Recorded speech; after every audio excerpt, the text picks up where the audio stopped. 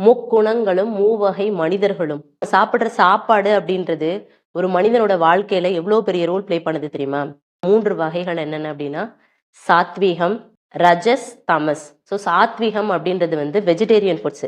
யோக பயிற்சியில இருக்கிறவங்க எல்லாருமே சாத்விக ஃபுட்ஸ் தான் சாப்பிடுவாங்க. சாத்வீக உணவுகள் என்னென்ன அப்படின்னா பழங்கள், காய்கறிகள், கீரைகள் இதெல்லாமே. ரஜஸ் உணவுகள் என்னென்ன அப்படின்னா அதிக அளவு நாம எக்ஸஸா காரம், புளிப்பு, உப்பு, ஸோ இதெல்லாம் எடுத்துக்கிட்டோம் அப்படின்னா அது ரஜஸ். ஸோ இது வந்து நம்மளுடைய உணர்ச்சிகளை தூண்டுற விஷயங்களா இருக்கும். கோபம், எரிச்சல், பதட்டம் இது எல்லாமே தூண்டும். ஸோ இந்த மாதிரியான உணவுகளை நம்ம எடுத்துக்கிட்டும் போது அவங்க என்ன மாதிரியான குணங்கள்ல இருப்பாங்கன்னா அதிக பதட்டப்படுறது, கோவப்படுறது, எரிச்சல் அடையுது, வெறுப்படைகிறது இதெல்லாமே இருக்கும். இது தமஸ் அப்படின்றது வந்து நான் வெஜிடேரியன், அப்புறம் ice foods, ice cream, packed foods, இந்த ஃப்ராக்மெண்டட் ஃபுட்ஸ் இது எல்லாமே வந்து தமஸ்ல இருக்கும். ஸோ இதை சாப்பிட்றவங்க வந்து மந்தமா இருப்பாங்க, சோம்பேறிகளா இருப்பாங்க, மனம் சோர்வா இருக்கும், துக்கமாவே இருப்பாங்க.